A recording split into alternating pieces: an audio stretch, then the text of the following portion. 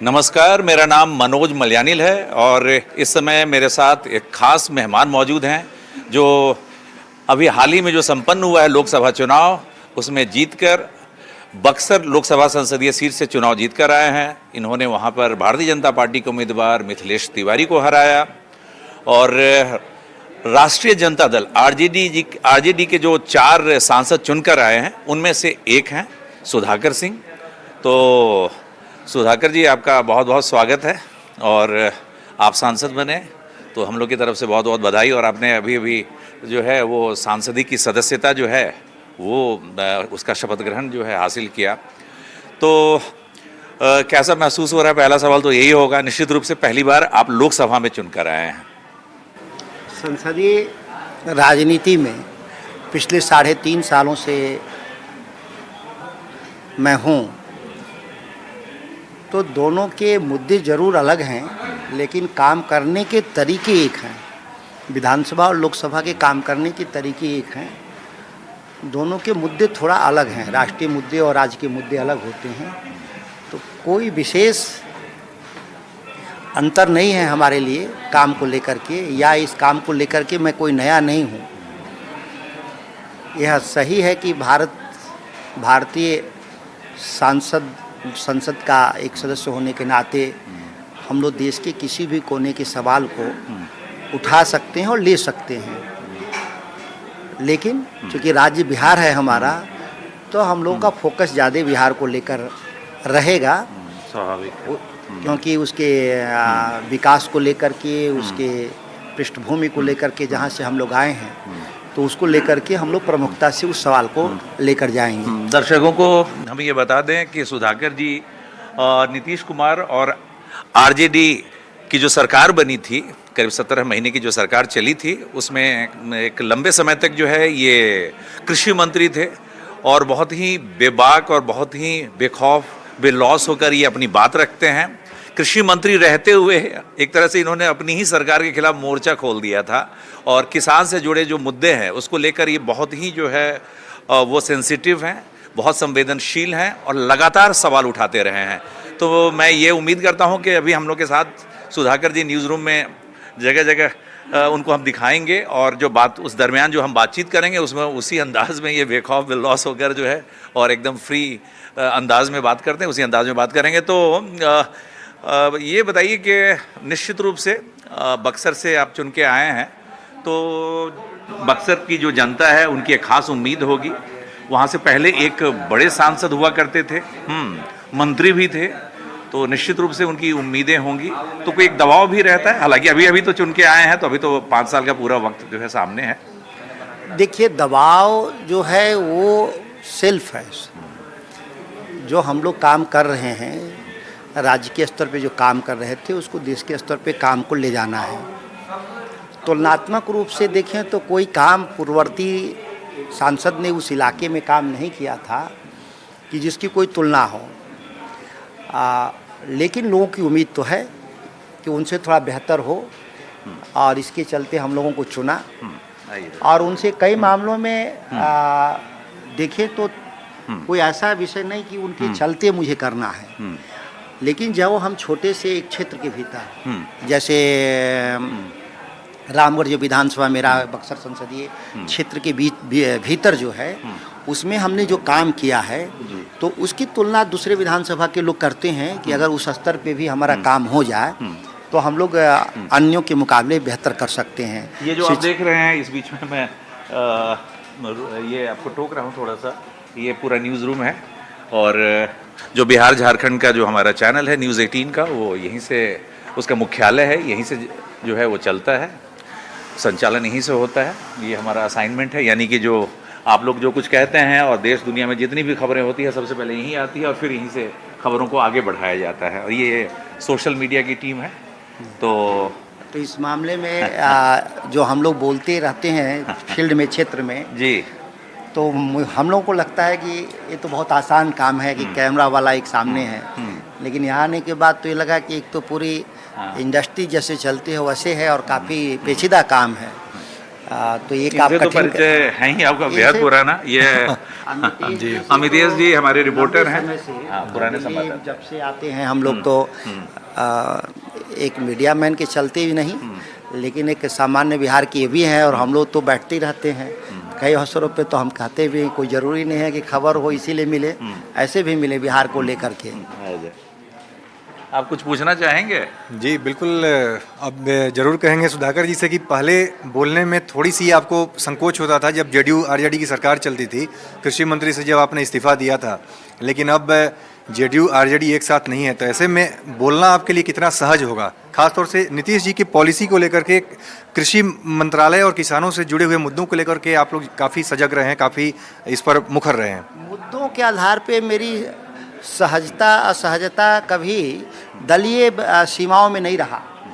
अब मैं जब भी जो मुद्दे पर चर्चा कर रहा होता हूँ तो हमारे दल रहता है, लेकिन दल से ज़्यादा लोग होते हैं कि जिनके बारे में जिन लोगों ने चुना है या जिन लोगों ने काम के लिए भेजा है तो उसकी भी बात रखें। कई अवसरों पर मैं कहता भी हूँ कि हम जब तांत्रिक व्यवस्था में हैं तो दल सेकेंडरी हो जाता है, प्रमुख हो जाती है लोग क्या कह रहे हैं, लोग की चाहत क्या है। ये हमारा जो है डेस्क है, यहीं से जो है खबरें तैयार होकर और यहीं से कॉल लोग करते हैं कि भाई कौन सी खबरें आगे चलेंगी, किसको सबसे पहले ब्रेक किया जाए, हेडलाइंस क्या हो। ये हमारे साथ लिपिका हैं, ये लिपिका पटना की हैं। तो है आपके जहन में कोई सवाल तो आप पूछ सकती हैं। सर अभी जैसे बिहार में 2025 में चुनाव होने वाला है, तो आप पहली बार सांसद बने हैं ना, तो मतलब आप क्या कीजिएगा, मतलब बक्सर में अपने क्षेत्र के लिए क्या कीजिएगा? जब हम सांसद होते हैं तो हम कोई ऐसा काम नहीं कर सकते जिसका बेनिफिट केवल एक लोकसभा के भीतर होगा। हम जो भी काम करेंगे उसका बेनिफिट बक्सर को होगा, लेकिन उसका बेनिफिट देश को होगा। इस बार आप लोगों की संख्या जो है, यानी कि विपक्ष की जो संख्या है लोकसभा में, वो अच्छी खासी है। तो ऐसा लग रहा है कि आप लोग दबाव बनाने में जो है पिछली बार के मुकाबले वो ज़्यादा कामयाब रहेंगे, और कई ऐसे मुद्दे हैं जिस पर निश्चित रूप से दबाव बनाई जाए। हमारे राजनीतिक दल के रूप में हमारे जो पुराने पुरोधा राम मनोहर लोहिया, उनके ज़माने में मुश्किल से आधा दर्जन एक दर्जन लोग सदन में आते थे तो भी सरकार का नकेल कस देते थे। संख्या बहुत महत्व नहीं रखता, वो तो संख्या केवल सरकार के लिए होता है। मुद्दों पे बहस के लिए संख्या का कोई महत्व नहीं रहा कभी भी। ये अरुण तिवारी हैं और ये जो है खुद आरा से हैं। तो आप घर के पास से ही हाँ, तो सर हम लोग तो भोजपुरी में बात कर सकीला। तो हमारे सवाल रही कि हमनी के जो क्षेत्र है शाहाबाद, वो कृषि प्रधान क्षेत्र है, और हमनी के सोन नहर, जैसे हमनी के आरा में हमार जो गांव बा वो सोन नहर के निचला क्षेत्र में बा, और बक्सर में भी कई हमनी के रिश्तेदारी बजे निचला क्षेत्र में। वजह सबसे बड़ समस्या सिंचाई के होखेला, पानी वजह पहुँच ना पावे। और वह तो कृषि मंत्री भी बिहार के रह चुकल बानी और कृषि पर और बहुत काम भी बात मैंने का उम्मीद कल जाओ कि ए पर वह सवाल उठाई और कुछ समाधान हुई। आपसे जो बात हुई उसे 2 मिनट पहले, माने मैक्सिमम 2 मिनट पहले कदवन जलाशय परियोजना पर आपका टीवी चैनल एक खबर चला रहा है, और मैंने आपके कहा कि उस खबर का थोड़ा सोर्स हमको दीजिए, क्योंकि इस मुद्दे को मुझे लोकसभा में उठाना है। तो हमारा कंसर्न है उस विषय से कि पूरे शाहाबाद ही नहीं, जो सोन का इलाका है, पानी की उपलब्धता क्लाइमेट चेंज के चलते अनसर्टेन है। उसको सर्टेन करने के लिए हमको एक रिजर्वायर बहुत ज़रूरी है, वो कदवन में बनेगा। केंद्र की सरकार को इस तरह से बात करके समन्वय करा के कदवन जलाशय को नहीं अगर ठीक करेंगे तो नहर के निचले हिस्से में पानी पहुंचाना कठिन होगा।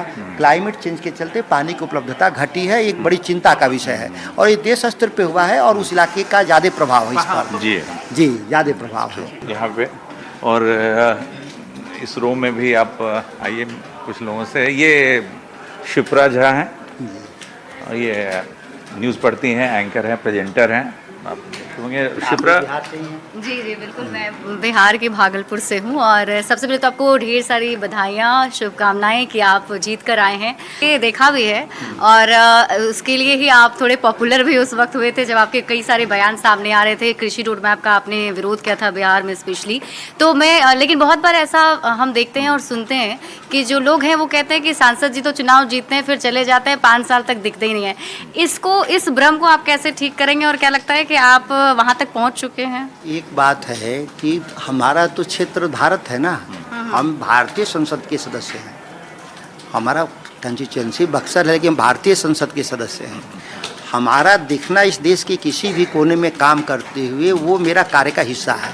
बहुत बड़ी बात कह रहे हैं। जनरली लोग जो बहुत संकुचित होकर बात करते हैं, तो ये लेकिन एक समस्या है जो एक नई राजनीति में एक समस्या हुआ है कि बौद्धिक रूप से एक कमजोरी हुआ। बिल्कुल ठीक। प्रधानमंत्री बनारस के मेंबर ऑफ पार्लियामेंट हैं, हाँ। तो बनारस के लोग जी, कभी जी। उम्मीद नहीं करते हैं कि प्रधानमंत्री बनारस में बैठे रहें। उनसे उम्मीद करते हैं लोग काम करते रहें। तो ये मैं आपको आश्वस्त करता हूँ कि मैं कहीं भी हूँ लेकिन मैं काम वही करूँगा जो करने के लिए मैं जो हमारे लिए काम नियत है। अच्छा, कई बार हाँ, ये एक्सक्यूज ठीक भी हो जाता है कि हम काम नहीं कर पाए क्योंकि हमारी सरकार नहीं है, हमें उतना सपोर्ट नहीं मिल पा रहा है। आप किस तरीके से उस मुद्दे को लेकर लड़ पाएंगे क्योंकि अभी तो डबल इंजन की सरकार है? अगर सरकार ही सब कुछ करती तो विपक्ष के लोग कैसे चुनाव जीत रहे हैं? Very nice. ऐसा कहीं नहीं है कि सब कुछ काम सरकारें करती हैं। सरकार में होना न होना, एक छोटा सा उदाहरण दे रहे हैं। प्रधानमंत्री बनारस के सांसद हैं। बनारस सांस्कृतिक, राजनीतिक और धार्मिक कारणों से करीब 20-25 डिस्ट्रिक्ट के बीच में यूपी बिहार का, जिसको पूर्वांचल बोलते हैं या जिसको भोजपुरी स्पीकिंग बोलते हैं, एक वो राजधानी उसका माना जाता है, केंद्र माना जाता है। जी। वहाँ एक भी एम्स नहीं बनाया, कोई सेंट्रल यूनिवर्सिटी नहीं बनाया। तो कहाँ वो तो देश के प्रधानमंत्री हैं, उनके हाथ से देश में कई जगह बने, लेकिन वहाँ नहीं बने, अपने संसदीय क्षेत्र में नहीं बने, फिर भी वो तो चुनाव जीत के आ गए। अच्छा, तो कई कारण होते हैं। सांसद निधि कोष में जो है वो ठीक ठाक जो है वो सांसदों को जो है उस निधि का पैसा एक मिलता है। तो आपके जहन में ये बात कहीं से आई है कि पहला कोई ऐसा काम जो हम करेंगे? हमारे जितने स्कूल हैं, जो इंटरमीडिएट स्कूल हैं, कॉलेज हैं, उसमें इतनी छोटी रकम है जिससे कि हम लोग एक भी हम कॉलेज भी चाहे डिग्री कॉलेज, आज के दिन में एक डिग्री कॉलेज भी 15-20 करोड़ रुपया का इन्वेस्टमेंट से बनता है। एक डिग्री कॉलेज 5 करोड़ मिलता है, 5 साल में भी लगाएंगे तो एक भी डिग्री कॉलेज हम ठीक से बना नहीं सकते।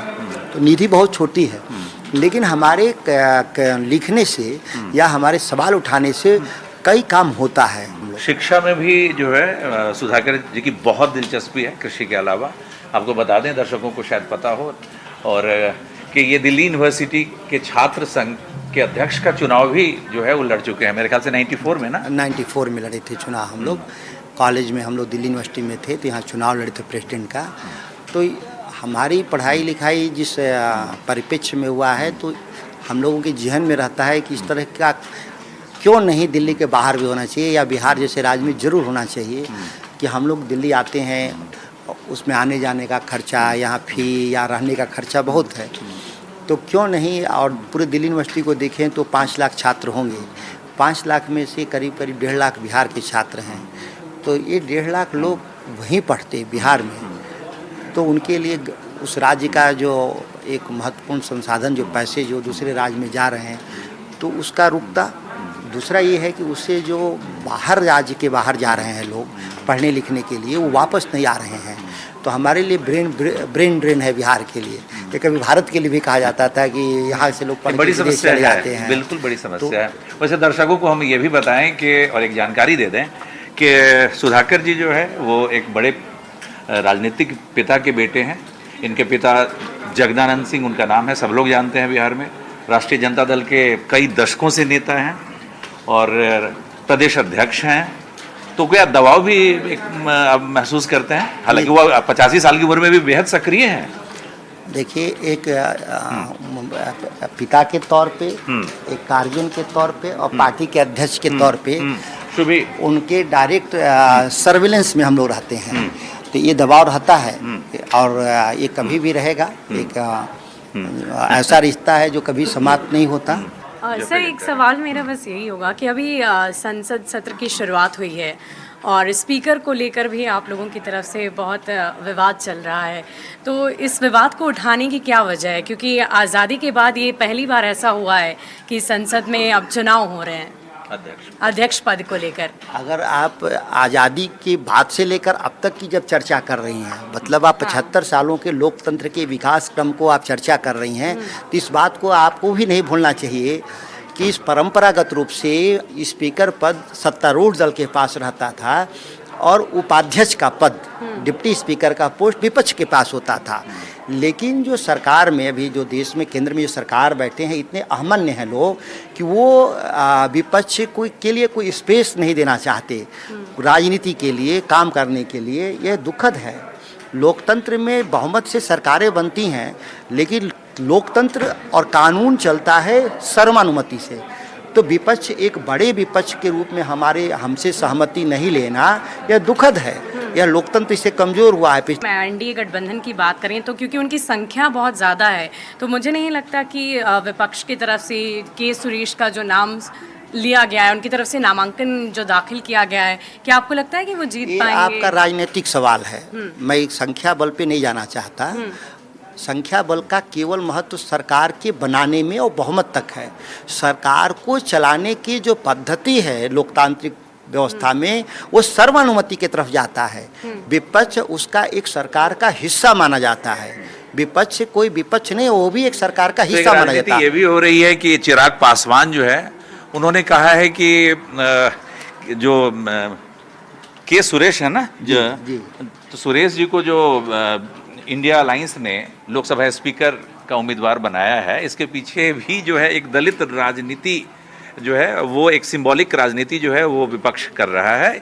क्योंकि इससे पहले मीरा कुमार को भी राष्ट्रपति पद के लिए जब चुनाव हो रहा था, तो कांग्रेस ने जो है वो मीरा कुमार को बनाया, वो दलित समुदाय से आती हैं।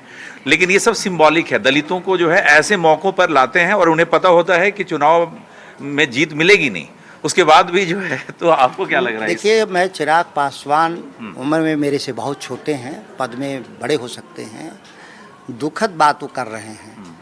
उनको हो सकता है कि जाति के आधार पे चिराग को मंत्रालय मिला होगा, हो सकता है कि पिता के चलते उनको मंत्रालय मिला होगा। उनका राजनीतिक अनुभव उतना नहीं है। लेकिन मीरा कुमार का उम्र और संसदीय राजनीति का इतिहास वो बहुत लंबा रहा। मुकाबले में देखें तो कांग्रेस में चुनिंदा नेताओं में से एक रही, या के सुरेश जिनका नाम हम आगे बढ़ा रहे हैं, वो एक लंबे समय से संसदीय राजनीति में है। उनका एक व्यापक अनुभव है। हम दलित होने के ही नाते उनको केवल आगे नहीं बढ़ा रहे हैं, उनके जो उनके राजनीतिक अनुभव, उसके आधार पे हम आगे बढ़ा रहे हैं। यह निराधार बात कर रहे हैं चिराग पासवान कि कोई हम जाति और अन्य कारणों से हम उनका नाम आगे बढ़ा रहे हैं। पहली बार जो एमएलए बन रहे हैं, उनको भी मुख्यमंत्री बना रहे हैं। किस आधार पे? हमारे न्यूज़ रूम के और भी कुछ सहयोगी हैं। ये कोमल है, ये निकिता है, इनके पीछे नीलियम है। तो आप में से भी किसी का कोई सवाल हो तो? सर, मेरा सवाल ये था कि आप कृषि मंत्री रह चुके हैं, है ना, और आपने बहुत ही करीब से बिहार के किसानों की समस्याओं को भी देखा है। बिहार कृषि प्रधान राज्य है।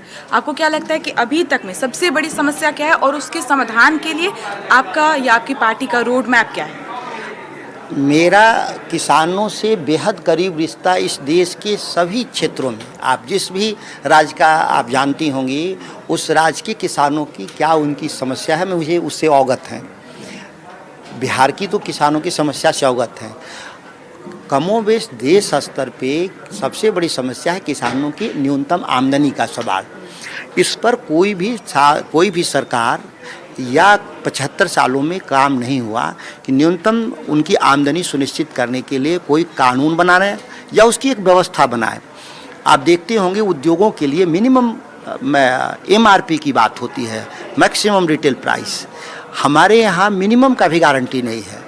हम लोग इतना ही बात कर रहे हैं कि कानून बनना चाहिए इस देश में कि मिनिमम MSP का एक कानून बनना चाहिए। और दूसरा ये है कि उसमें C2 फार्मूला जो स्वामीनाथन आयोग ने बताया था, उस C2 फार्मूला के जरिए हमको प्रोटेक्टेड होना चाहिए।